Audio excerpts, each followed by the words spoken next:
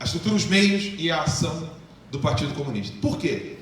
Sabe quando a gente vai fazer um grupo, o pessoal fala assim, ó, a gente precisa fazer isso, uma falta de dinheiro, cara. Se tivesse dinheiro, dava para fazer. Vocês já ouviram isso várias vezes, né? Já? Errado. Entendeu? Tá errado.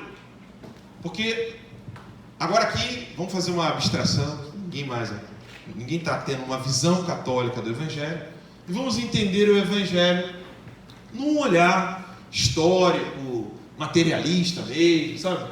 Vamos botar uma foice e um martelo nos nossos olhos e a gente vai olhar agora o que é a organização que Nosso Senhor fez. Ele sozinho, certo? Nossa Senhora e São José, nosso patrão, calado durante 30 anos. Entendeu? 30 não, 12, né? Mas enfim. Aí você tem 3 pessoas seguindo. Ó, quero saber como é que é isso aí. Vem, vamos lá. Depois 12, depois 72, depois massa. Certo? É essa estrutura que está no livro, no texto da Terceira Internacional Socialista. Chama-se A Direção do Partido. Ela precisa ser forte, bem formada, pouco numerosa. Eles dão todos esses detalhes. Todos. Aí passamos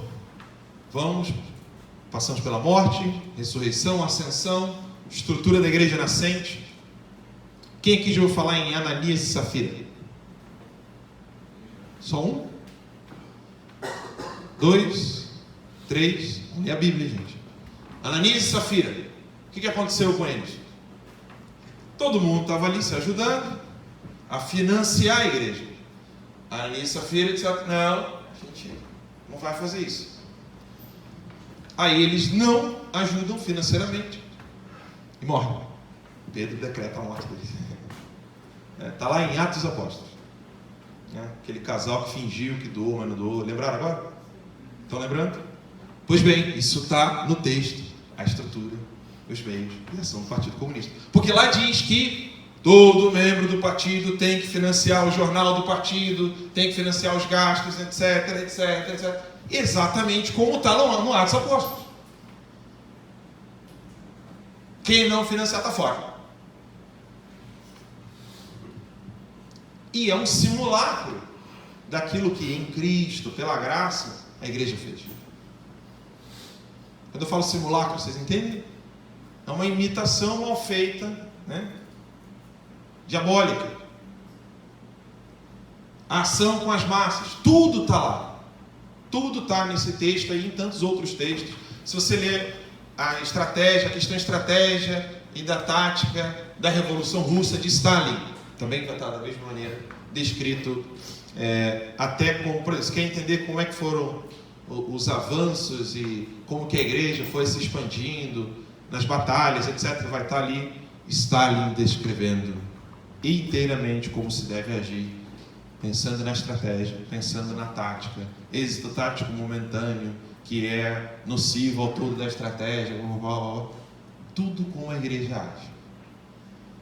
Os comunistas sentam e estudam. Eles pensam em tudo. Eles sabem. Você sabe qual foi o primeiro conselho de Stalin para os membros do Partido Comunista nos Estados Unidos? Não criem um partido político. Dominem Hollywood. Sabia disso?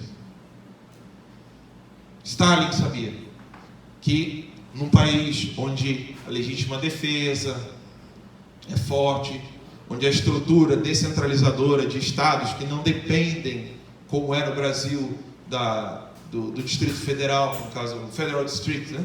De Colômbia, onde está Washington, D.C. Tudo isso, o Stalin já sabia, não vai dar certo. A gente fazer aquela estrutura nossa de toma o poder, daqui de cima manda tudo para baixo, muda daqui de cima para baixo. Igual o Brasil, né? Dominou Brasília, muda tudo. Até os rincões do Amapá, Roraima, você faz tudo isso lá de Brasília. Nos Estados Unidos não é assim. Stalin sabia disso. Os comunistas sabiam disso. A questão moral. Vamos chegar lá ensinando adultério. Não, vamos proibir fumar e beber. Entendeu? Eles sabiam que não podiam chegar dando, ó, vamos falar de aborto, ou de, não, lá atrás, no início do comunismo nos Estados Unidos, proibir cigarro e bebida. Porque isso aí vai, ó, os protestantes vão te amar se fizer isso. E dito e feito. Dito e feito. Já assistiram as aulas do Yuri Bezmenov aqui, ou não, pessoal? Quem já assistiu às aulas do Yuri Bezmenov? Poucos também, né? Quando ele fala de você inflar os grupos dentro da democracia que degladiam entre si, você aumenta essa cisão que já é existente, né, até que se gere o caos. Foi isso que foi feito nos Estados Unidos, aqui no Brasil também. Pois bem, os comunistas sabem muito bem como estruturar grupos e agir dentro de uma sociedade. Nossa, que gênio eles são, né? Eles aprenderam com a gente. Na verdade, só ressalto, né? Antes de estar no próprio Lenin, já estava muito bem esclarecido disso. Inclusive, até o próprio modelo fordista de produção, quando ele colocou a neve. Então, já estava isso atrelado também ao modo... Até Trotsky, né? Se a gente for pegar quem foi o primeiro, a gente vai voltando. Até Trotsky já tinha isso bem determinado. Mas o que eu quero dizer é, eles não aprenderam nada, eles não inventaram nada. Quando o pessoal fala assim, não, a gente tem que ser Gramsci ao contrário. Já ouviram essa frase? Errado. Gramsci aprendeu conosco. Ou vocês acham que Jesus nasceu quando se fez carne entre os hebreus, ele veio com o olho rasgadinho? Não, o Senhor não fez isso. Uma frase do Mao Tse Tung: o comunismo é o marxismo internacionalista, mas ele precisa tomar uma forma nacional antes de tomar o poder. Há uma verdade filosófica aqui, que você precisa ter uma identidade nacional para, de fato, tomar o poder. Porque nenhum povo vai querer que a sua identidade seja destruída, e por isso, o cara quer destruir tudo que a gente tem, sobe. Seja rei, né? Seja presidente, mande em nós, domine-nos, né? Não! É impossível. Então Gramsci, na verdade, ele pegou tudo que a igreja fez e, óbvio, criou todos os absurdos que nós vimos, porque ele pegou e fez isso de maneira invertida. Domínio da cultura. Domínio da cultura vai ser o domínio político, de fato é. A gente acabou de ouvir aqui agora. Quem que era imperador? Dom Vital ou Dom Pedro? Quem era o poder político? O poder político era de Dom Vital, não era de Dom Pedro. Entende? Quem tem a força cultural, quem tem a hegemonia cultural é quem tem o poder político. Nós é quem abandonamos esse poder. Nós precisamos bater no peito todos os dias. Fomos nós quem abandonamos. Foram os nossos padres pedófilos, homossexuais. Foram os leigos que deixaram de ser leigos para querer fazer função de religioso. Foram os nossos religiosos que abandonaram a vida religiosa para fazer função de leigo. Foram os leigos que abandonaram os jornais. Foram os leigos que abandonaram o cinema. Foram os leigos que abandonaram a literatura. Foram os leigos que abandonaram o poder jurídico da lei natural. Fomos nós. Nós abandonamos. Ficou um buraco, ficou um vazio, porque nós deixamos. Nós. Eles não dominaram um terreno firme e glorioso. Eles dominaram um terreno baldio, que foi abandonado. Entendem isso? Isso precisa ser dito. Nós temos as melhores ferramentas de orientação para a restauração das duas faculdades do homem, inteligência e vontade. O que eu estou dizendo que nem é teologia, tá? Pelo amor de Deus, estou falando filosoficamente. Não existe um corpo doutrinário que consiga dar um norte para a inteligência e a vontade fora da igreja. Isso é filosofia, isso não é teologia, isso é constatação de fatos. Não existe um corpo doutrinário onde explica a natureza, o desenvolvimento, a finalidade, como construir uma inteligência voltada à verdade, uma vontade absolutamente escrava do bem, sob razão de bem, né? Sub ratione boni, como diz São Tomás. Não existe em nenhuma outra instituição da face da terra, em toda a história da humanidade, que oriente o homem como a igreja. Isso não é teologia. Isso é constatação de fato, está ali. E a gente está perdendo esse tesouro. Para discutir tamanho de saia, para discutir se o véu pode ser marrom, lilás, laranja, púrpura. Vocês estão entendendo? Olha que loucura! Estamos nos perdendo em coisas toscas, quando temos tesouros elevadíssimos. Nós podemos, você imagina 10 Cristonieto abrindo a boca na CCJ toda semana. 10 Cristonieto. Não teria uma Thalíria Petrona lá. Mas não, eu sou obrigado a ver só uma Cristonieto, para ver uma Thalíria Petrona, uma completa analfabeta que nem texto consegue ler. Vocês já viram Thalíria Petrona na CCJ? Façam esse exercício de penitência. Eu faço toda semana. Ela não consegue ler um texto. Ela tem, já viu falar um ponto humano dela? Já viu? O assessor dela vai falando. Agora. Sabe? Deputada federal. Você imagina, são 500 deputados. Você imagina se nós tivéssemos 100 Paulo Martins, 30 Cristonieto. Estou pedindo muito não. Não estou comparando com São Tomás, Santo Ambrósio, Santo Agostinho. Você entendeu? É bem possível o negócio, tá? Está ao alcance das nossas mãos, sabe? Mas enfim, uma vez compreendida essa questão da linguagem e compreendendo a nossa missão dentro do tesouro que nós conhecemos, cabe a nós, nessa questão da linguagem que eu falei, que nós não podemos ficar em luta por palavras. Tá? É o famoso caceré, sabe?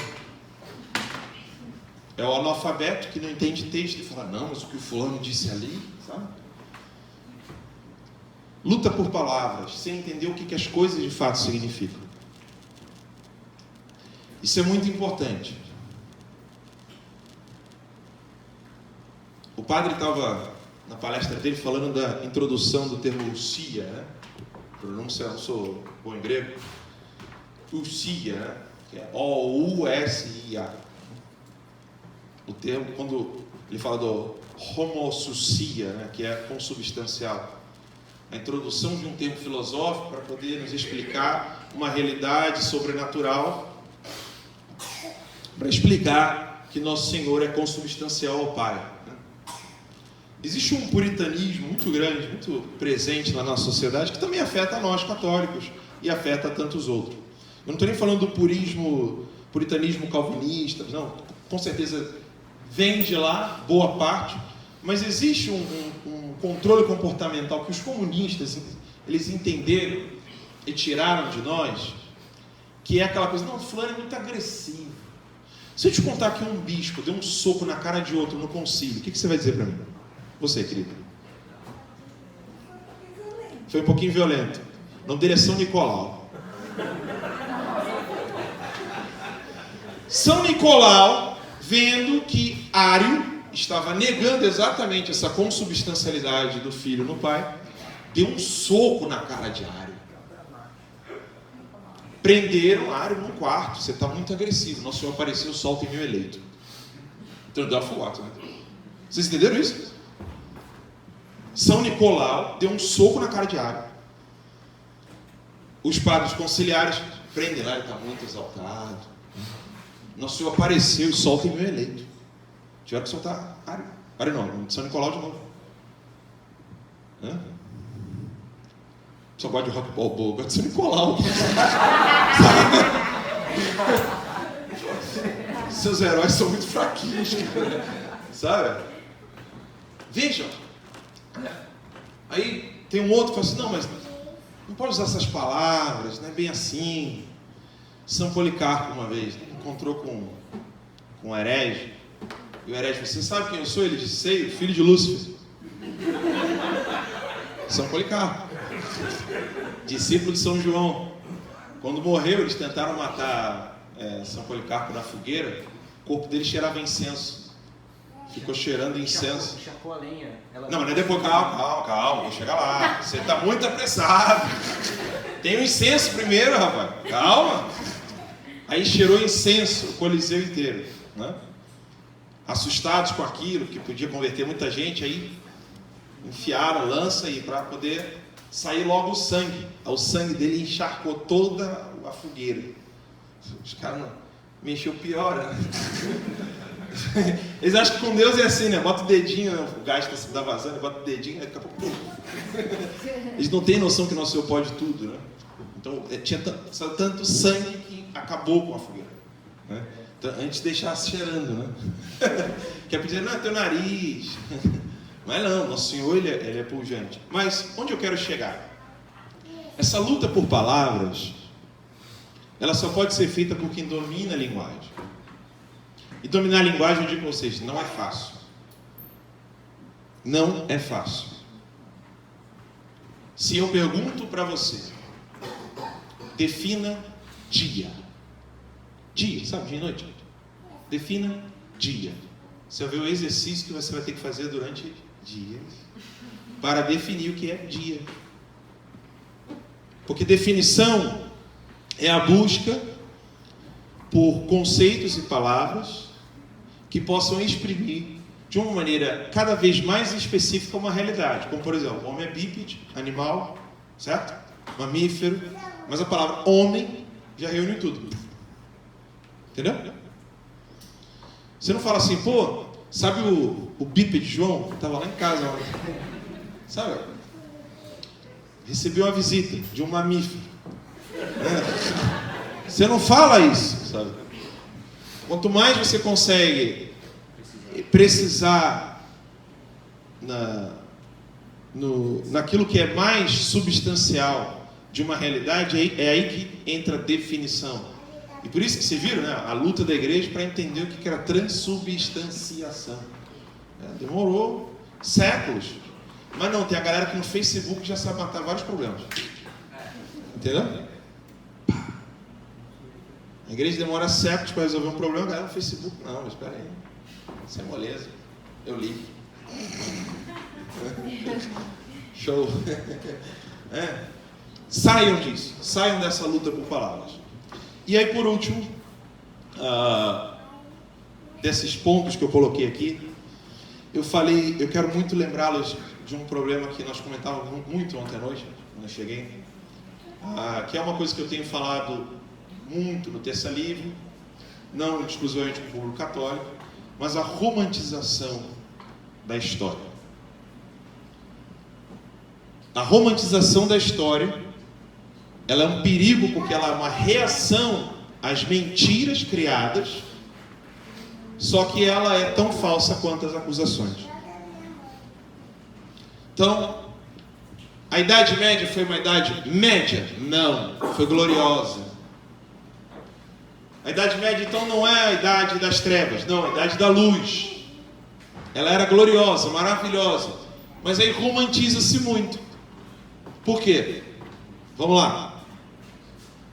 Santiago Ramírez foi quem escreveu os melhores comentários da Suma Teológica já publicada em toda a história. Estou falando que desde o século XIII e até hoje os melhores comentários que nós temos da Suma Teológica é de Santiago Ramírez, da Biblioteca de Autores Cristianos da BAC Antiga, versão de 1940, 42, por aí. E lá ele fala que quando as ordens mendicantes entraram na universidade, não queriam receber salário, as salas eram lotadas, porque as aulas eram melhores. Por que eles atraíam tantos alunos assim? Porque tinha um bando de padre, canalha, adulterando, fornicando. Isso na Universidade de Paris. Aí o cara olha para o passado e fala assim, Universidade de Paris, tão lindo, Que lindo o quê, filho? São Tomás e São Boaventura, quando iam para a universidade, tomavam pedrada. Teve aluno que morreu em manifestação e não tinha comunismo. Entendeu? Isso está tudo na biografia escrita por Santiago Ramírez. Há uma romantização do passado. Isso congela as pessoas. Porque você imagina, se a Universidade de Paris, no século XIII, foi aquele negócio maravilhoso. Pô, professor, Santo Alberto Magno, Santo Tomás, São Boaventura, 3 doutores. Na história da igreja só tem o quê? 13, né? 13, 14 no máximo? 13, né? Não? Quem falou mais aí? Então bota no Google aí. Eu saiba, acho que são só 13. Hã? 30? 33? Tá, então eu confundi 13 com 33. 33 doutores. Não, porque mais eu levei um susto. 33 doutores. 3 estavam numa única universidade no mesmo período histórico. 3. 10%. Boa. 10% de todos os doutores da história da igreja, sendo que um outro estava bem pertinho ali, né? Que é Santo Antônio. Não deu aula na universidade, mas era amigo, conheceu o São Boaventura, enfim. Então, 10% dos doutores da igreja, filhão, 2000 anos. 10% estava naquela universidade. Aí o cara pensa o quê? Pô, era tudo lindo. Antes da aula, rezava, Maria, piedosíssimos, iam para a igreja. Né? Nenhum abuso litúrgico. O cara pensa, né? Ele pensa mesmo que não tinha nenhum na época. Entendeu? Não tem nenhum abuso litúrgico, o seminário era lindo. Então vamos começar. Não tinha seminário. Tá? Abuso litúrgico. Tinha tanto que o Concílio de Trento, séculos depois, teve que unificar e pegar ritos que estavam abusando. Tinha um monte de abuso litúrgico. Um monte. Nem sabemos se São Tomás, por exemplo, se celebrava em algum rito que estava esculhambando tudo. Sabemos que ele rezava o rito dominicano. E óbvio, né, era feito com um santo, etc. Mas vocês entenderam o que eu estou querendo fazer em questão de tese? Cria-se uma romantização do passado. O cara achava que todo mundo era tudo lindo. Pô. Sabe? Casa de prostituição, pô, nem tinha, pô. Galera, tudo casta. Era tudo lindo e maravilhoso, pô. Seminarista, não tinha, cara. Os caras eram tudo... Entendeu? Sabe? Vocês entenderam? Essa romantização, ela é muito cruel. A Idade Média, esse termo é ridículo, né? Nós assumimos esse termo, mas a Era da Luz, a Era da Cristandade, sim, ela foi gloriosa. Ela foi, olha o que foi produzido por ela. Mas realismo, gente, ela conseguiu produzir na história e na matéria e no tempo as maiores glórias da igreja, intelectuais, na construção civil, na compreensão do que vinha a ser a organização dos homens em sociedade, que é a política. Só que isso estava no meio assim. Os pais de Santo Tomás queriam que ele nem entrasse nos dominicanos para poder ter dinheiro, ter terra, ter poder. Não, meu filho, vai ser beneditino. Você não sabe que todos os beneditinos estão montados na grana? E o pessoal olha para o passado como se não. É tudo lindão, pô. O que destruiu foi o Concílio Vaticano II, depois a Missa Nova, depois a Revolução de 68. Você está entendendo? É óbvio que sim. O Concílio trouxe problemas gravíssimos. Mas o que eu estou querendo dizer é que há uma romantização do passado que destrói e congela a nossa ação do presente. Por exemplo, eu vou entrar para a política, quero ver se eu sou católico, quero fazer um trabalho político, eleitoral. Mas no Império, você entendeu? A Constituição de 88, mas o quê? É tudo liberal, a pessoa só pensa em economia, e que não sei o que, não vou agir não. Claro, na época do Dom Vital era tudo lindo e maravilhoso, você queria ser prefeito naquela época, né? Acorda, sabe? Dá um despertar. As coisas ou estão piores, ou estão piores mais que piores, entendeu? Não tem parâmetro. O revolucionário, ele cria um presente no futuro. Tem muita gente que cria um paraíso no futuro. Tem muita gente que cria paraíso no passado. Você imagina, nosso Senhor, ó, vamos lá, detalhe, gente, não é doutor da igreja, não foi um papa muito santo, foi o próprio Verbo. Formou 12 pessoas, um virou e falou assim, ó, vou vender por 30 moedas. Hã?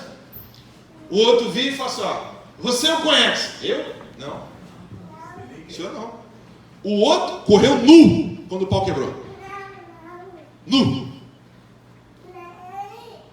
Sabe que o negócio fica tão feio que você não dá nem tempo de botar roupa? Tá no evangelho, cara.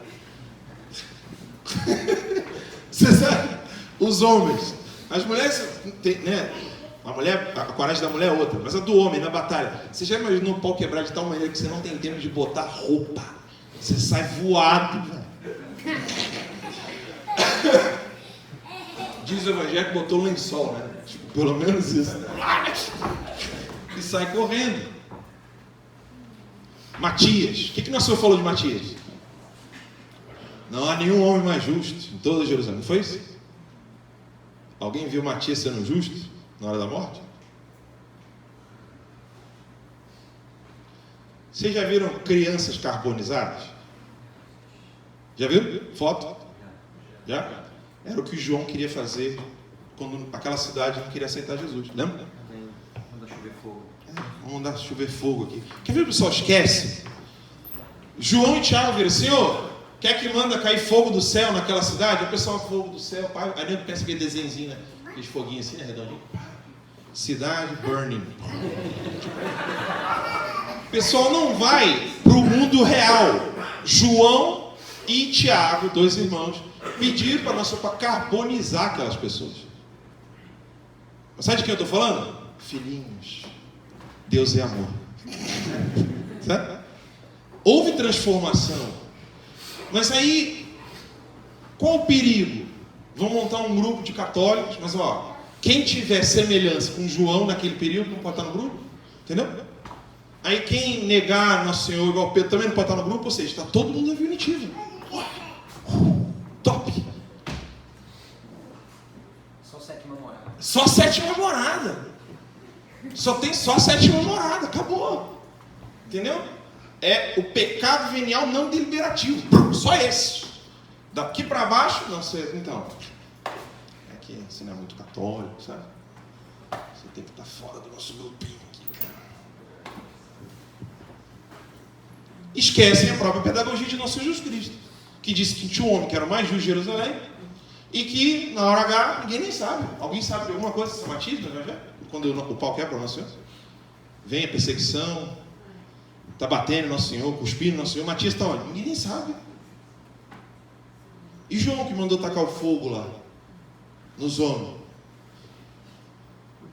Tiago, né? Imagina você fazer um grupo católico, aí vem a mãe com 2 filhos e fala assim, ó, então vocês estão fazendo um grupo católico aqui para atuar na política. Aí a gente conseguiu restaurar a monarquia.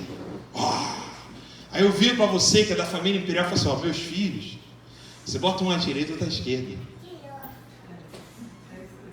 Foi o que fez a mãe de Tiago, João. Entendeu? Poxa, deve ser muito legal ter uma mulher dessa no grupo, né? Você imagina? Eu estou aí falando de amor, de salvação. Então, ó, quando mudar, vamos virar a chave ali, ó. Pega Tiago e João, bota um à sua direita e outro à sua esquerda, tá? E Nosso Senhor pacientemente ouvindo tudo isso, né? Vocês imaginem Nossa Senhora no primeiro concílio de Jerusalém. Circuncisão, não circuncisão. Aí está lá Nossa Senhora olhando tudo aqui e fala, não entenderam nada. E ela ali, paciente, amorosa.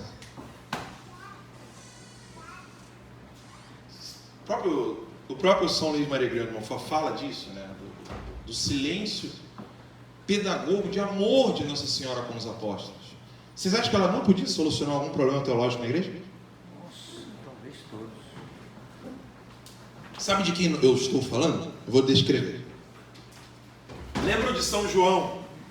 Quando ele vê um anjo no Apocalipse, ele fala assim, curvei-me pensando que era Deus. Lembra disso? Era um anjo. A natureza angélica faz isso. Mas só quando a natureza angélica chegou perto de Nossa Senhora, o anjo... Entendeu? Vou desenhar. Um anjo, aqui, João. João viu o anjo, achei que era Deus. O anjo viu Nossa Senhora. Entendeu? Aqui.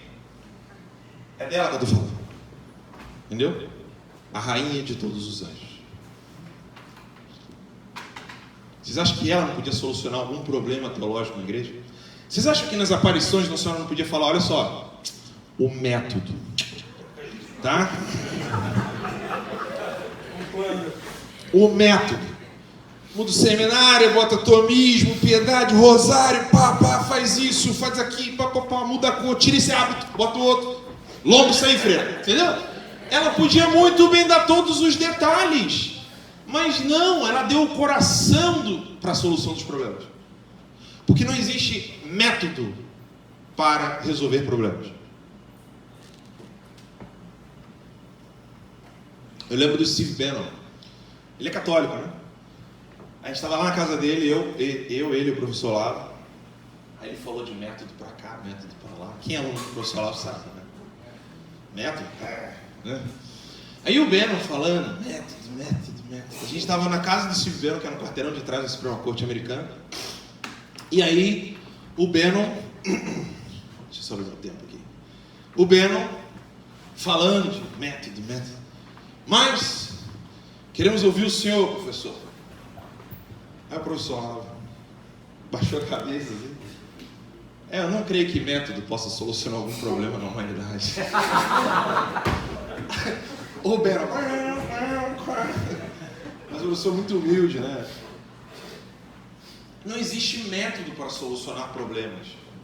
Porque método que soluciona problemas significa que o homem conseguiu uma equação matemática que dê conta de todas as variantes do comportamento humano dentro da divina providência na história. Você tem noção como isso é impossível?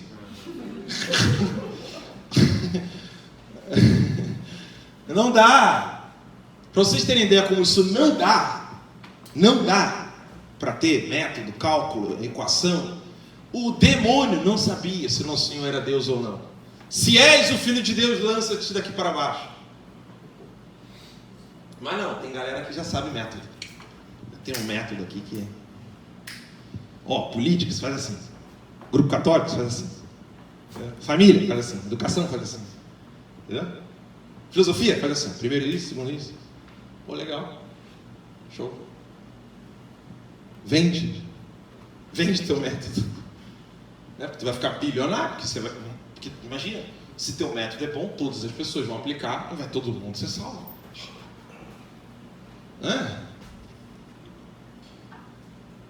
Não existe método. E aqui no Brasil nós temos um testemunho emblemático. São José de Anchieta. E nós estamos numa situação um pouco inferior à de São José de Anchieta. Por quê? Na época ele só tinha índios. É sério isso? Não, nós estamos uma situação um pouco mais complicada que a dele.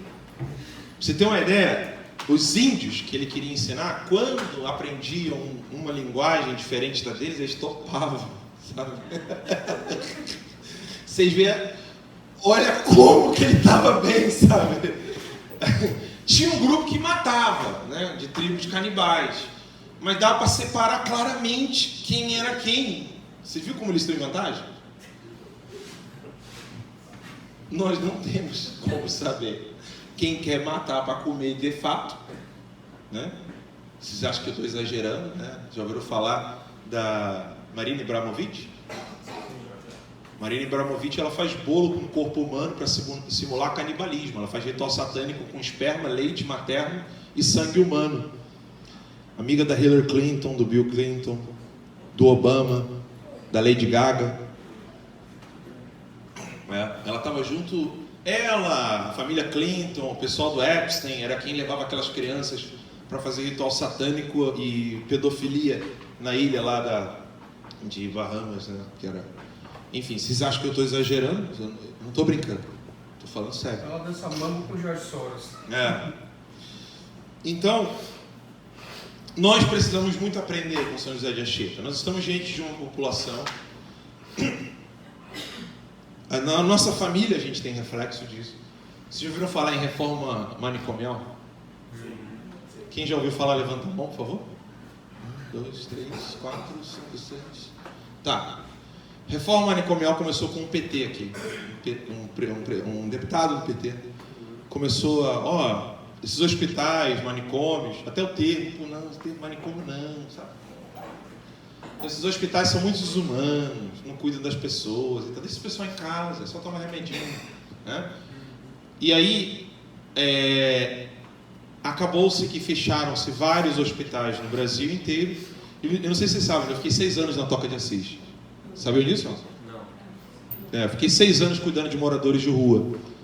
Então, se você quer saber se eu tenho experiência com doentes mentais, eu te digo, só 6 anos. Tá? A maioria dos moradores de rua são pacientes psiquiátricos. Você sabe o que significa ser paciente psiquiátrico? É que nenhuma terapia resolve, só remédio. Tá? É problema no corpo. Tá? Não é tratamento. Só para esclarecer para vocês. Quando alguém tem um distúrbio comportamental, a psicologia pode resolver isso, tá? E aí chega uma hora, porque tudo que afeta o corpo afeta a alma de certa maneira, e tudo que afeta a alma afeta o corpo de uma certa maneira. Porque nós somos psicossomáticos. Nós temos espírito, né, alma e corpo. Só que é uma, como diz São Tomás de Aquino, é uma união consubstancial, né, de corpo e alma. O homem não é uma alma tipo bombom, sabe? O homem não é uma alma que é o recheio coberto de carne. Entendeu? Não é assim. É café com leite o negócio, entendeu? Corpo e alma. Tá? Deu para entender? Então, problemas na psique vão chegar até a matéria. Quando eu falo até a matéria, enzima, glóbulos vermelhos, glóbulos brancos, tá? E problemas da matéria também vão afetar a alma. Eu gosto muito do exemplo do Sidney Silveira. Einstein não conseguiria fazer o menor cálculo com diarreia. Entendeu? Vou repetir. Para provar que problemas da matéria afetam o espírito, Einstein, com diarreia, não poderia fazer o mínimo dos cálculos possíveis. Você imagina? Einstein, a fórmula de Bhaskara, o coitado está correndo, nem deu tempo, vai no corredor mesmo. Ele nem vai ter tempo de fazer o cálculo. Problemas no corpo afetam a alma. E vice-versa. O melhor psicólogo a falar sobre isso chama-se Martin Federico Echavarria. Ele tem uma aula, paciência, porque é aquele espanhol argentino, né? É ruim aqui troço, né? Tá louco, eu morei no México. Mal consegui entender. Não, tá louco. Enfim, eu brinco com o professor Echavarria. Ele tem uma palestra, El Carácter Patógeno da Sociedade. O caráter patógeno da sociedade, onde ele descreve que os problemas psicológicos que hoje nós vivemos dentro da sociedade, em todos os países do mundo, alguns mais gravemente, outros menos graves, todos esses problemas, eles são clinicamente patológicos. Deu para entender? Não é analogia, não é comparação, não, é clínico, dado clínico. Estamos num hospício aberto.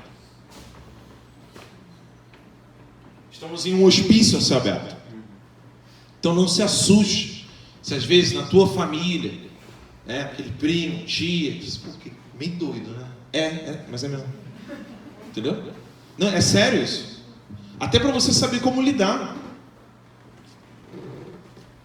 Sabe aquele comportamento? Eu vejo isso direto. Vou dar palestra em algum lugar. Aquele perfil que tu vê, cara, remédio, né? Então, eu tenho a solução no Brasil, sabe? O cara, eu sei, eu tenho muito que te contar um negócio. Eu tenho um e-mail, tu vê, cara, remédio. O cara só com remédio. É remédio, o cara é doente. Tu vê, tá na cara, sabe? Você fala assim, não, sei lá, o cara mora na cidade, não está no campo, não tem paz. Não. É só remedinho mesmo, sabe? O cara, não, então, eu queria muito falar contigo. Tu vê que o jeito de falar do cara é doente. É doentio. Entendeu? O que ele falou? Tá dando dói, é isso. Tá dando dói. Então, é importante que vocês, com o coração embebido pela graça, que vocês receberam os sacramentos, evitando cada vez mais as ocasiões de pecado, praticando as virtudes, impedindo o vício, amando o nosso Senhor, rezando, buscando cumprir a condição do estado de vida de cada um. É importante que também você entenda que você está numa situação pior do que a de São José de Anchieta, porque lá dá para saber quem eram os índios canibais e quem não era. É importante você saber que você está com um hospício a céu aberto e não vai adiantar você ficar recitando e explicando a suma teológica para explicar alguma coisa. É onde eu trabalho mesmo, meu meio de trabalho, no dia que o Bolsonaro levou a facada, houve um delírio ali, só faltava ter festa. Isso onde? Comemoração. Isso onde? Onde isso? Expresso Cidadão. Mas é o que? É um estadual. Um órgão estadual. As pessoas fizeram festa, literalmente. O Alvim disse que o Roberto Alvim, já ouviu falar nele já? Já vi palestra dele. O Roberto Alvim concedeu entrevista ao Terça Livre esses dias. Ele falou, né, que na peça teatral os caras estavam comemorando, gritando: ele morreu! Ele morreu! Aí veio um outro tristão e: não morreu ainda não! Foi nesse ambiente que o Roberto Alvim falou: cara, eu não sou dessa galera. Então vocês têm que entender que dentro e fora da igreja, eu vou repetir, dentro e fora da igreja, nós temos problemas psiquiátricos, nós temos problemas de falta de domínio da linguagem, que também vai gerar problemas psicológicos, e que se não cuidar vira problema psiquiátrico também, que existe uma horda de imbecis, retardados, e que você vai ter que ter a paciência que Nosso Senhor teve com João. Vamos tacar fogo em todo mundo? Não, João, calma, depois a gente...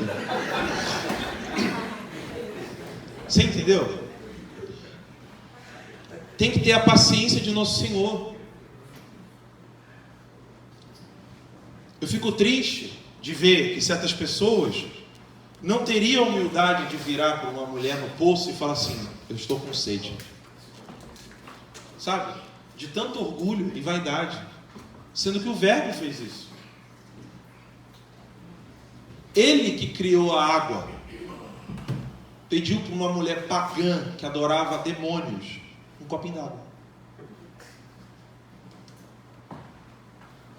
Está no Evangelho. O que a igreja nos ensina sobre os carismas, né? Que Nosso Senhor, Ele abarca em si todos os carismas de todas as ordens religiosas. Não é isso que a igreja ensina? E que cada ordem traz um aspecto e vive aquele aspecto, né? Sumiu o aspecto da misericórdia. Ah, lá vem o ar com esse discurso relativista. Sabe? Não, desculpa. Se você acha isso, você que é burro. Eu estou sendo duro aqui agora. Sim, estou. Se você esquece que Nosso Senhor teve misericórdia com cada pessoa que Ele encontrou, você imagina a misericórdia de Nosso Senhor com a mulher que teceu o paninho que foi em cima do jumentinho para Nossa Senhora poder ir para São José Perdido. Imagina você chegar no céu e saber que o paninho que você fez serviu para o Verbo e para a mãe do Verbo. É um ato de misericórdia. Quem é essa mulher? Ninguém sabe. Mas no céu a gente vai saber. E eu não sei como é que foi a vida dela. Nosso Senhor escolheu aquele paninho. Aí você vai ficar jogando todo o paninho que vier pela tua frente? Porque não é do povo eleito tradicional, tomista.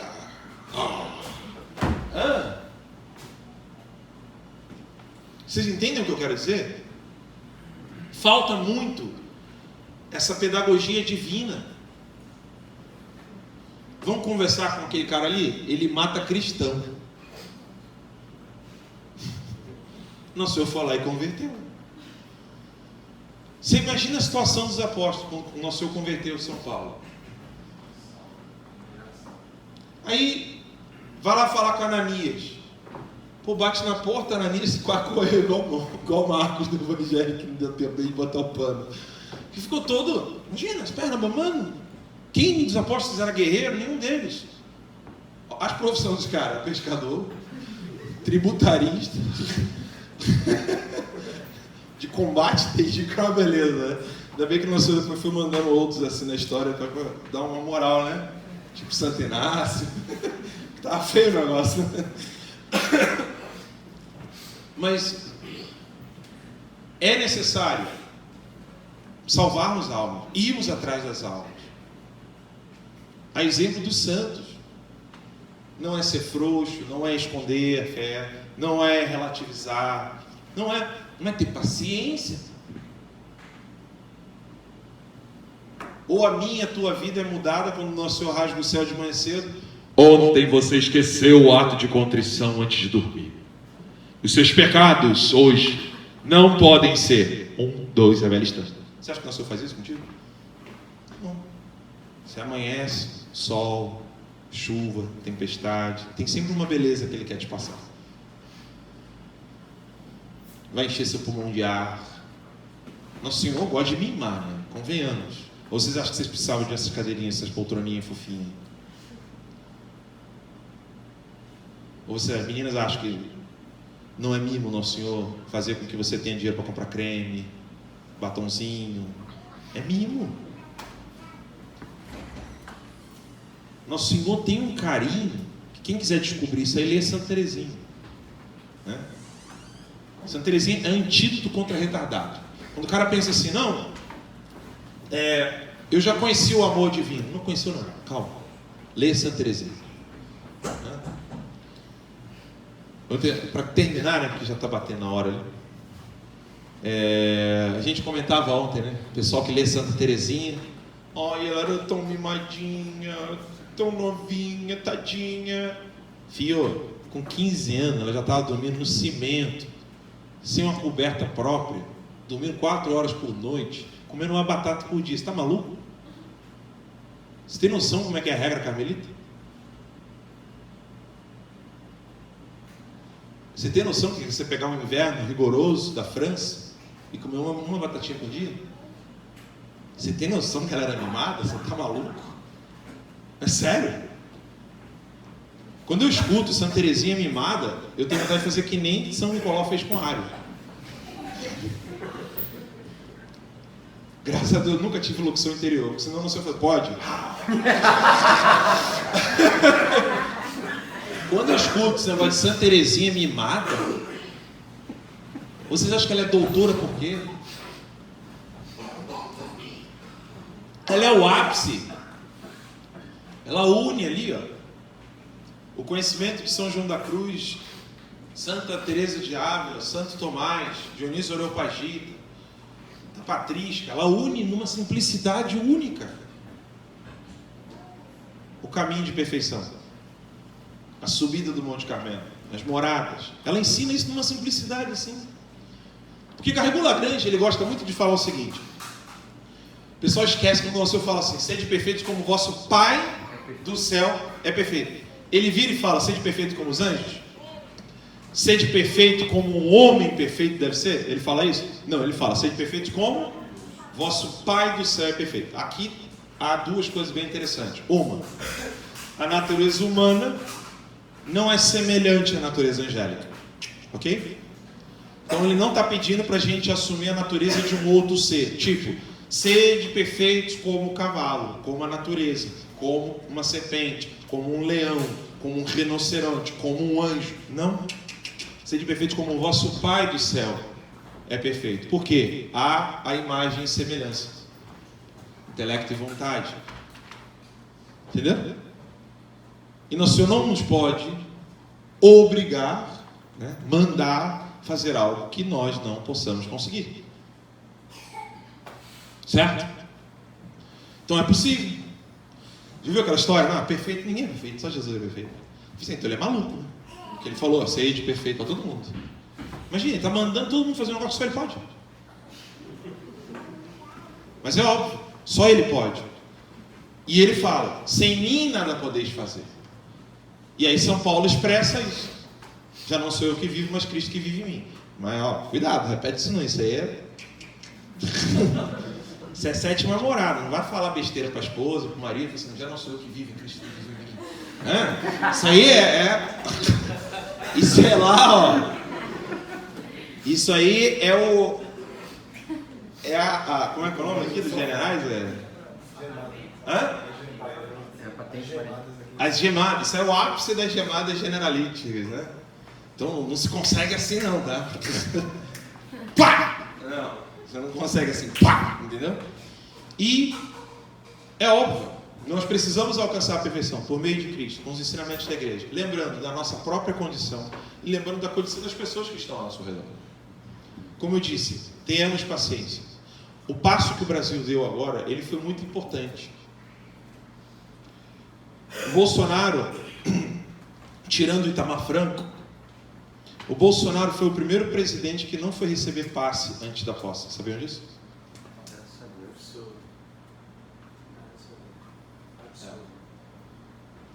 Ele foi o primeiro presidente a não querer receber passe de macumba. Todos os outros receberam. Aí eu sou obrigado a ficar ouvindo o pessoal na internet dizendo, não, você está passando pano. É o retardado. É mesmo? Que visão você tem. Como você está entendendo do que está acontecendo?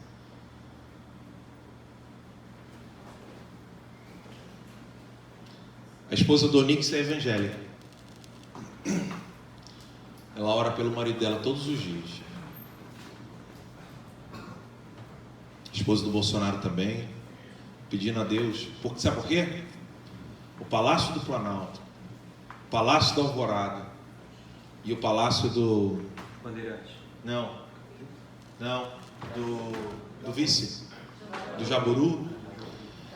Todos eles receberam orixás, status.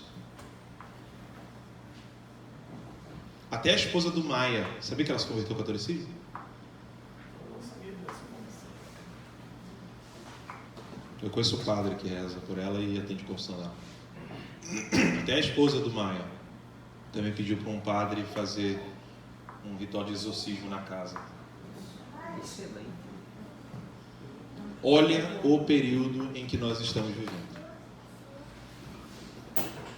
Se formos pacientes... Receberam já, essas imagens já estavam lá? Ou Já estavam lá. Palácio Planalto tem tem 3 orixás lá. Então, estamos vivendo um tempo de muita graça no mundo todo. A esposa do Trump, que entregou flores em Roma para o menino Jesus, não sei se vocês já viram. Aí alguém vai dizer, mas é segunda união, Trump é protestante. Legal, cara, dá para ter calma, dá para a gente construir as coisas devagar. É o João, né? Taca fogo. Né?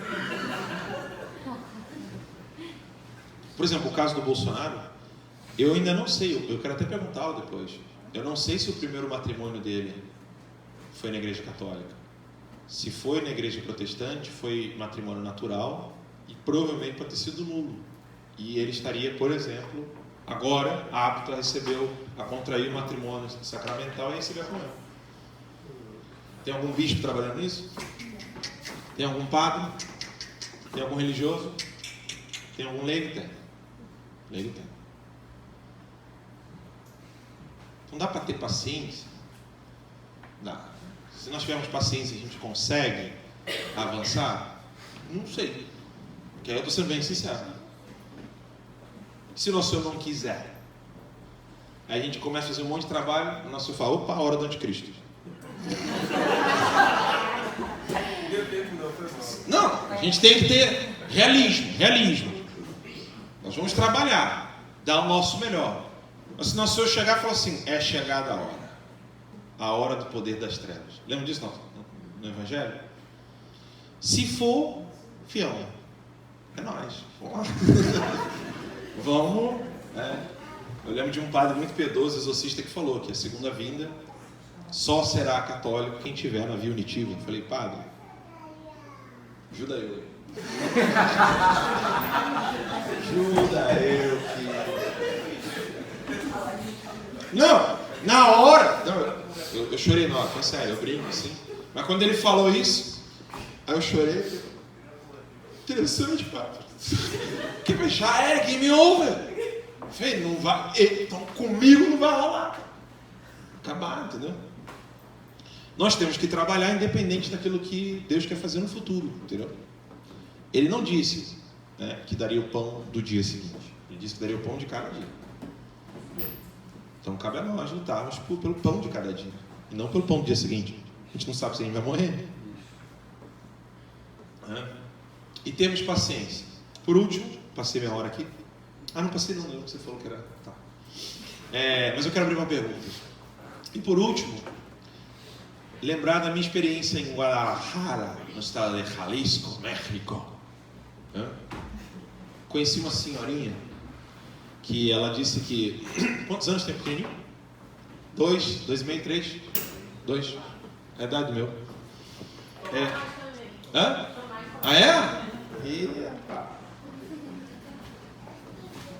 Sabe que meus filhos eu vou tudo empurrar para dentro do seminário e convento. Eu vou, quando botar, sentou na cadeira, botou o pé no chão, convento, na hora. Aí se o superior ou a superiora falar que está muito cedo, aí eu mando aos 14. Entendeu? Aí alguém falou assim, não, você não pode ficar instigando seu filho à vida religiosa. Você está falando isso para quem viveu 10 anos na vida religiosa? Eu vi 10 anos na vida religiosa, 6 anos como seminário, 6 anos na Toca de Assis e 4 anos como padre. Eu discerni que não era mais minha vocação e contraí um matrimônio, sou feliz da vida. Você acha que vai perder alguma coisa se ele ficar 6, 7 anos na vida religiosa discernindo? Não vai nada, deixa lá. Tranca, bota lá. Vai ser a melhor convivência dele no mundo. Eu lembro que a primeira vez que eu fui dormir na Toca de Assis foi muito melhor que exército. Preparei minha caminha, sabe como é que é a cama na Toca de Assis, né? Papelão, quando pode, né? Papelão, por causa da saúde. Papelão, aquelas cobertinhas cinza, sabe? Uma cobertinha no chão e a outra para cobrir. Aí eu fui dar boa noite para Jesus na capela. Lá no Santíssimo. Boa noite, Jesus, obrigado por tudo. Voltei de morador de rua na cama. Tinha acabado a coberta. Não tinha onde dormir. Isso foi a primeira noite. A Toca de Assis era legal por causa disso. O pessoal chegava, eu quero seguir São Francisco. No dia seguinte, acho que nessa mesma vocação não. Rolava muito disso, muito. Com 6 anos eu vi de tudo. Não, é que na verdade eu discerni errado. Era São Domingos. Eu cheguei a ver cada coisa. Engraçadíssimo. Mas enfim, voltando. Eu falei esse negócio dos filhos aí, por quê? Eu conheci uma senhorinha lá no México que ela lembra, ela tinha acho que uns 5 aninhos, ela lembra a mãe dela convidando os fiéis na madrugada para a missa clandestina durante a Guerra Cristã. Você tem noção disso?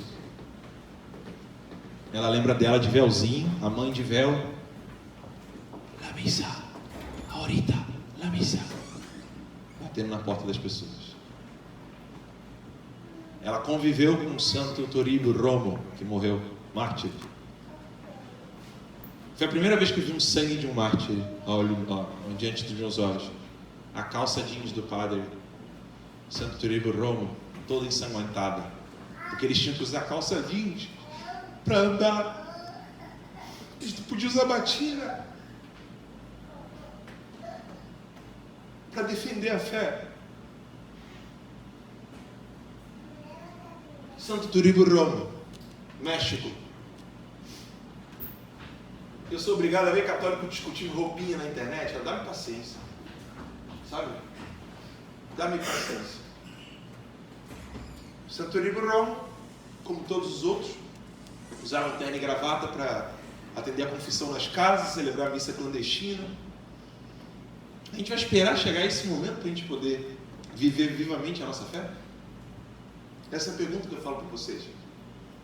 E quando eles precisavam de soldados para lutar nas batalhas, vocês acham que ele fala assim, ó, precisamos de homens para lutar? Então, mas você não, que você é adúltero. Você não, porque você rouba, é corrupto. Você não, porque você... Vocês acham que eles faziam essa seleção? Não! Eles chamavam todos os homens que naquele momento queriam entregar a vida para proteger a fé. Fazer com que os padres parassem de morrer celebrando a missa. Não sei se todos aqui sabem do que eu estou falando, da Guerra Cristeira.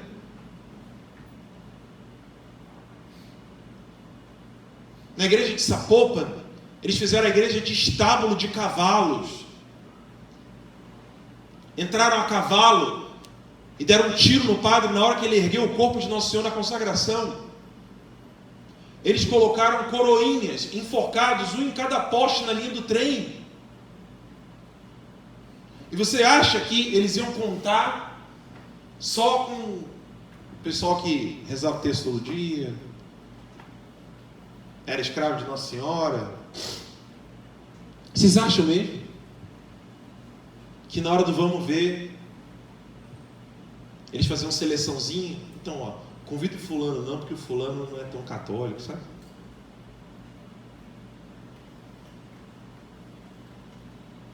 Ou a gente se olha no espelho, ou nós não poderíamos seguir nosso Senhor.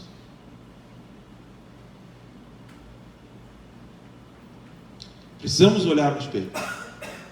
Quem sou eu, né, diante de Deus? Será que eu estou dentro da régua que eu estou medindo os outros? Será que de fato eu sou um exemplo daquilo que eu estou cobrando das pessoas?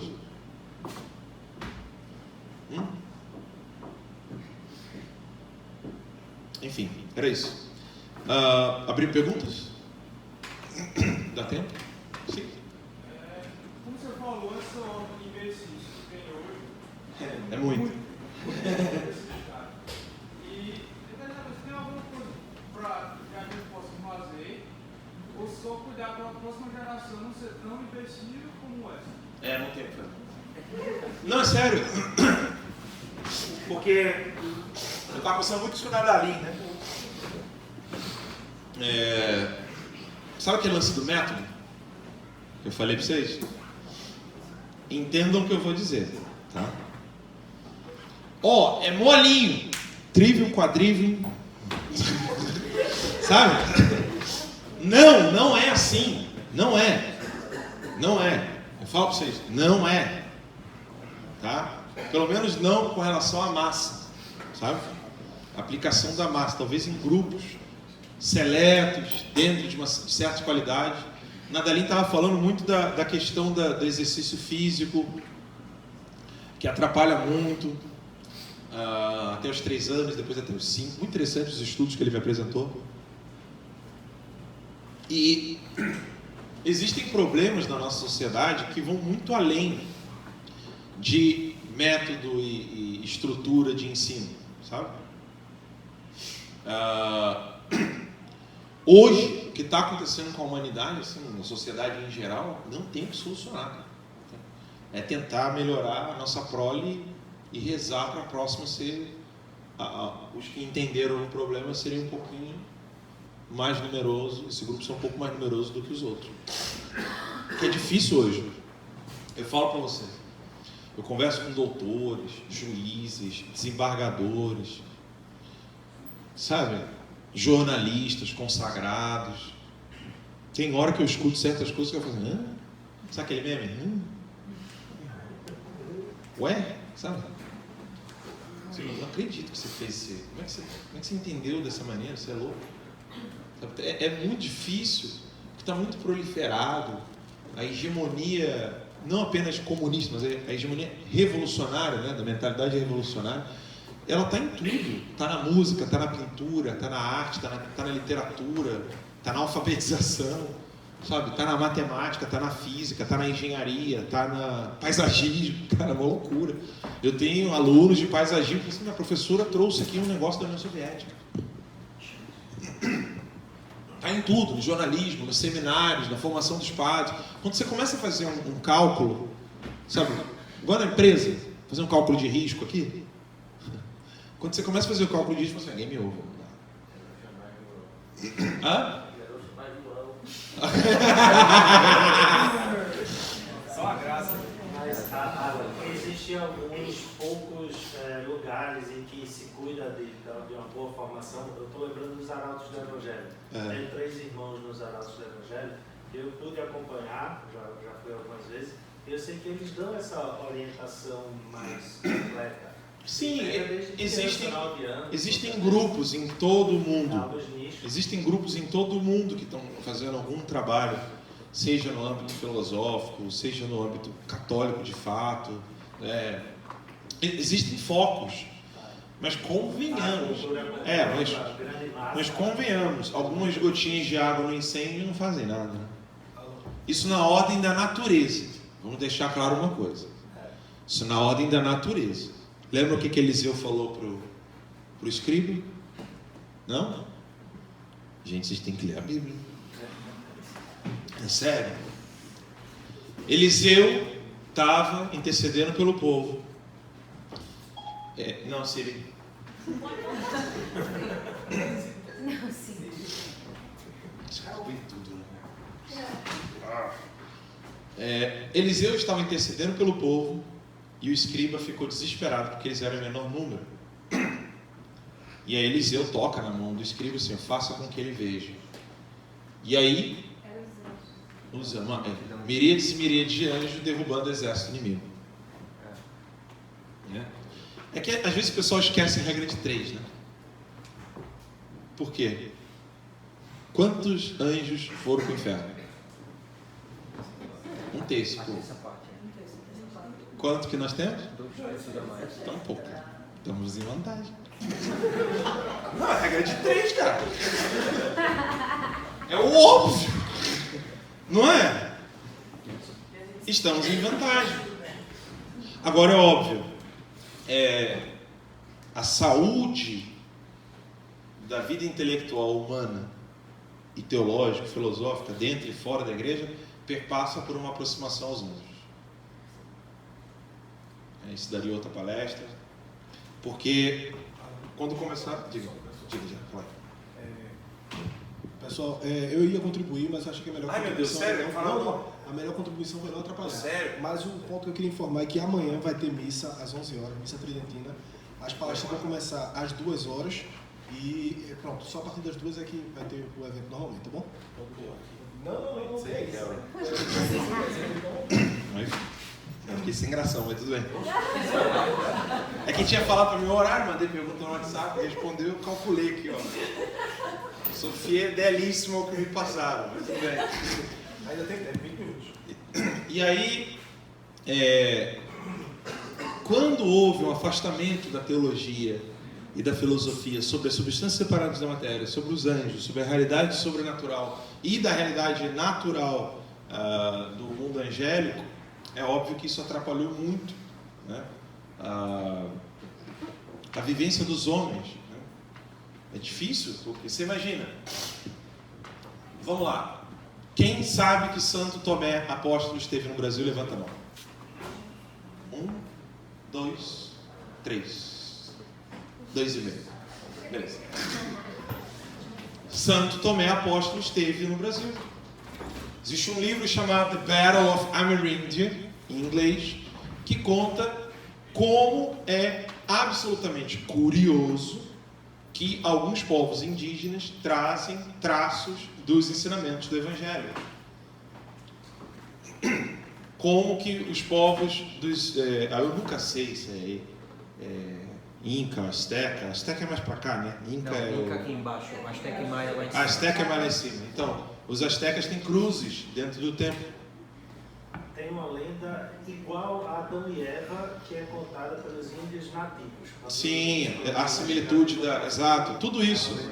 Só que o mais interessante não é a marca dos pés de São Tomé lá na Bahia, na pedra. O mais interessante não são essas lendas. O mais interessante é uma carta de um padre jesuíta pedindo mais exorcista para o rei da Espanha, lá no sul do Brasil, porque os demônios estavam falando: nós já estávamos destruindo o que vocês estão ensinando. Essa é a mais impactante. Tem uma carta de jesuíta pedindo mais exorcista, porque os demônios que estavam manifestando estavam reclamando que já estavam conseguindo apagar o evangelho no coração dos índios. Mas aí vamos lá, por que eu estou falando isso? Aí eu estou no meio cristão, vamos dizer assim, né? Não católico, não estritamente católico. Aí o cara fala assim: como assim? São Tomé vem para cá? Eu falei assim: como assim São Felipe batizou eunuco? Tá lá no evangelho, o anjo levou e trouxe Uber, entendeu? Tá lá, tá escrito ali. Não está no Atos dos Apóstolos? Como é que Filipe batizou o eunuco? Foi, voltou. Foi assim? Entendeu? Essa é a realidade da Sagrada Escritura, do início ao fim, é permeada pela presença dos anjos. Você vai ter quem foi o... como é que é o nome do cara que fica grandão? Segurança na festa? Segurança, né? Brutamonte? Não, segurança. Quem foi o segurança que virou para Adão e Eva, ó, vaza do paraíso? Um anjo. Né? Quando na misericórdia divina o negócio, vão tentar reaproximar. Quem foi falar com Abraão? Um anjo. Vamos pular mais um pouquinho. Quem foi que ajudou Noé? Um anjo. Quem foi que ajudou Moisés segurando o mar e marcando as portas, fazendo tudo para o povo eleito poder atravessar e ir para o outro lado? Os anjos. Segundo Daniel, quem ajudou o povo nas batalhas? Os anjos. Ele ainda menciona, né? São Gabriel e São Miguel. Livro do profeta Daniel. Aí vamos acelerar, vamos passar porque está muito longe ainda. Aí chegamos na encarnação. Quem que anunciou? Um anjo. Quem que cantou no nascimento? Quem que avisou? Vamos voltar um pouquinho. Quem que avisou José? Ó, não, vai que é. Entendeu? Vai que é certo. Um anjo. Quem foi que cantou para o Senhor quando ele nasceu? Anjo. Aí o Senhor nasceu. Ok? O Senhor foi tentado. Quem veio oferecer serviço ao Senhor? Os anjos. Quem que balançou a água? Não sei eu que falo isso. Quem que balançou a água para curar aquelas pessoas ali? Lembra? Vem um anjo e toca. Os anjos. Aí Nosso Senhor vai para a agonia. Quem consola? O anjo. Aí Nosso Senhor morre, ressuscita. Quem anuncia? Os anjos. Aí os apóstolos ficam lá. Quem que chega aí? Mundo real. Quem que faz isso? Os anjos. Ascensão. Aí Pedro vai preso. Quem que solta? Anjo. Não, sim, aí já é a causa. Você pergunta quem está agindo? Anjo. Aí depois, perseguição, a igreja sempre sendo socorrida pelo anjo. Vamos acelerar a fita? Quem que vai anunciar o fim dos tempos? Porque o católico não fala fim do mundo, tá? Não existe termo. É o fim dos tempos. Tá? Quem que vai anunciar tocando a trombeta? Os anjos. Quem vai separar a ovelha de cabrito? Os anjos. Quem que vai coroar os homens? Os anjos. Aí o nego vira comigo assim: não, mas é que aí ficar discutindo coisa de anjo não é teologia. Fechou. Você entendeu tudo, cara. Quando eu falo ser realista, para concluir, né, que já está passando da hora. Para sermos realistas, só aqui, agora, se você pedir, porque porque o anjo está onde ele atua, né?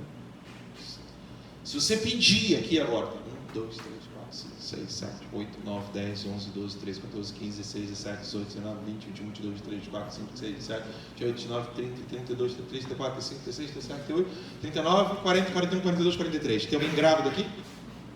44. Se invocarmos, já tem 44 anjos aqui. Lembram que São João, quando viu um, achou que era Deus. Tem 44 só aqui. Opa, 45, foi mal. Vocês entenderam como que a gente está dormindo, tanto no mundo espiritual quanto no mundo material? São João viu um anjo, e achou que era Deus. Tem 45 aqui se nós chamarmos e invocarmos. Os satanistas sabem que isso funciona. Eles sabem que funciona, faz ritual, entendeu? E chama, invoca. E nós, não vamos invocar? Não dormir no ponto? Hã? Você entende que a gente está dormindo? Dá para fazer alguma coisa? Desculpa, estou fazendo uma resposta extensa. Dá para fazer alguma coisa? No âmbito da matéria, no âmbito natural? Cara, game over, muito difícil. Agora, se nosso Senhor quiser consertar tudo pela ação dos anjos, aí é assim, cara. É um estalar de dedos. Se ele vai querer isso ou não sei. Diga. Alan, eu frequentemente tenho a impressão de que o indivíduo ele tem um poder muito interessante sobre a massa, sobre o social.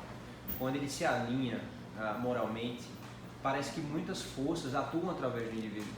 Isso frequentemente eu percebo isso dentro da história como uma massa de figuras, uma massa de pessoas se alinha, tanto como uma realidade fascista, como por exemplo a reforma que é feita na Europa através da abadia de Cluny, que começa com poucos homens. Sim. Então, a impressão que eu tenho, isso o Jordan Peterson fala frequentemente, que o indivíduo ele não faz ideia do poder que ele tem quando ele decide pôr em ordem a sua conduta humana. E eu acho que, nesse sentido, sim. E o que é interessante é que, na maioria das vezes, essas pessoas já estão preocupadas com a lida, com a tarefa que elas têm à mão ali. Elas não estão preocupadas se vão ter um séquito de adeptos, elas não estão preocupadas se vão, de fato, converter uma multidão. Elas simplesmente querem uma única tarefa. E eu acho que os santos deixam muito claro isso no exemplo, o que eles querem. Eles querem fazer a vontade de Deus. Sim. Eles querem viver o Evangelho. O resto virá por acréscimo de fato. Eu acho que a palavra de Paulo, mais uma vez, se torna conveniente aqui. Eu acho que essa é uma das respostas. São Bento dá uma solução bem legal assim, para esse conflito grupo, indivíduo, tal. Que existe muito, né? Porque não é nem preto e branco. Né? Um dualismo. Não é? E São Bento dá uma solução bem legal para isso aí, né? Quem pode virar eremita? Quem tem um excelente relacionamento com o grupo. Acabou. São Bento deu essa soluçãozinha assim, ó. Check. Entendeu? Quando São Bento diz, quem que pode ser eremita? Quem tem um bom relacionamento com o grupo, significa. Quem que realmente pode ser uma boa liderança, fazer um bom trabalho? Aquele que não quis ser liderança, estava fazendo trabalho para todo mundo. Batata. Isso fica muito evidente na biografia do Eisenhower, se não me engano, o general Ike, quando ele tem ali organizando o esforço de guerra do dia D, ele tinha grandes homens de grande patente, grande histórico militar, e ele nunca tentou ser o líder do grupo. Ele era muito mais um articulador, e no final todos reconheceram o Ike como o grande líder do esforço de guerra final da Segunda Guerra Mundial. Acho que isso é muito evidente. Sim. A história da igreja também tem grandes... isso aí está abundante na história da igreja. Não ambicionavam liderança de modo... Lembra que foi a mãe de Tiago e João que pediu para eles ficarem na frente. Aí Jesus chegou, vem Pedro. Mano. Eu não sei se... Que é engraçado essas coisas, né? Eu gosto de ficar analisando essas coisas do evangelho e fico rindo sozinho, né? Meu anjo da guarda, ou ele ri junto, ele deve falar, cala a boca. Porque você imagina, cara, a mãe de Tiago e João querendo que eles fossem proeminentes, tivessem poder, e realmente de fato não se ouviu um pouquinho, né? Porque dos três, tirando Pedro, eles dois realmente ficaram ali, né? Como colunas da igreja. Né? Nosso Senhor não deixa de ouvir nem as baboseiras. Né? Também Mas- não tem como não ouvir, né? Mas é engraçado que nosso Senhor chega e fala assim, ó, vai ser Pedro, mas eu vou curar tua sogra. As meninas entenderam a piada. Ó, Pedro, até te dou as chaves do céu e da terra, mas vou curar tua sogra. Desculpa, gente, aqui eu fico meditando essas coisas. Não, mas ele curou ali. Mas assim, esse conflito de indivíduo, grupo, existe, é natural. Vamos lá. Barrera. Roger Barrera, né, que escreveu o livro A Política em Aristóteles e Santo Tomás de Aquino. É o Barrera? Sim, é o Barrera. O Barrera que escreveu esse livro, ele explica que a natureza dessa tendência do homem à vida natural política, né, da vida do homem em comunidade, ela nasce da imagem e semelhança do homem com a Santíssima Trindade, né, com Deus unitrino. O homem quer viver em grupo. O homem não quer viver isolado.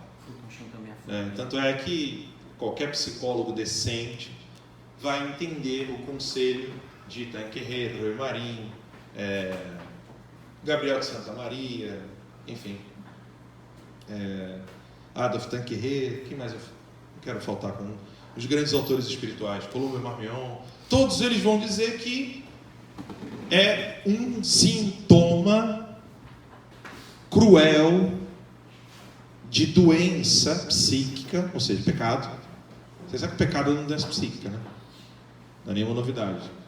O pecado é uma doença psíquica. É um sintoma de doença psíquica que, se não cuidar, vira psiquiátrico, né? Como eu já disse antes. Quem não tem um bom convívio em grupo e deseja ficar sozinho. É um sintoma. Assim como também é um sintoma quem não quer ficar sozinho e não consegue de jeito nenhum sair da convivência de grupos. Então veja que os dois são problemáticos, né? Quem que, sendo beneditino, ia ser eremita? Aquele que tinha um ótimo convívio com os outros. Entendeu? E a partir de então, de um desejo do coração, ele vai ser levado para lá. E o contrário, para mortificá-lo, para mortificar a alma. Qual era o maior desejo de São João Maria Veneto? Ser paroquiano? Aquele montão de gente lá. Cura meu cachorrinho, reza pela minha plantação. Ele queria ser trapista. Vejam que Santa Teresinha, você acha que ela queria ficar no Carmelo? Ali, dentro daquele hotelzinho sinistro ali que eu falei, de 4 horas de sono, uma batata por dia. O que ela queria? Qual era o coração de Santa Teresinha? Queria ser tudo. Queria ser missionária. Então assim, a gente tem sempre que cuidar disso no nosso coração. A nossa tendência natural de convivermos entre irmãos, né? Não ter medo da solidão, e ao mesmo tempo não procurar grupos perfeitos. Você acredita que está no texto dos comunistas lá que eu citei lá no início? Vou ler para vocês. A estrutura, o método e a ação dos partidos comunistas. Os métodos, é no plural, desculpa. A estrutura, os métodos e a ação dos partidos comunistas. Eu vou ler isso aqui e vou encerrar, tá?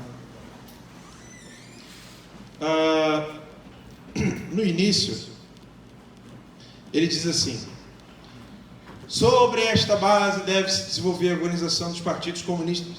E agora, gravem isso com tesouros em vossos corações. Vamos, é Partido Comunista. Gravem isso com um tesouro em vossos corações.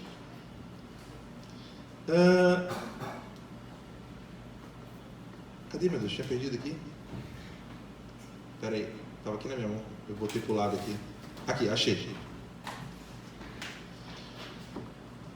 não tender à formação de algum novo partido modelo no lugar daquele já existente, ou procurar uma forma de organização absolutamente correta ou com estruturas ideais.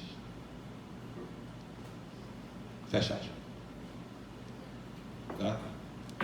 Eu vejo que não, tem que sair daqui porque eu tenho que ir para o outro lado, porque eu tenho que ter um grupo que esse grupo é perfeito, esse grupo não tem uma heresia, galera, só. É óbvio que tem lugares que são danosos, a gente sabe disso. Na medida que você vai tomando consciência, você tem que se afastar. Isso é natural. Mas você não vai encontrar um grupinho perfeito. Até os comunistas sabem disso. Obrigado, um abraço.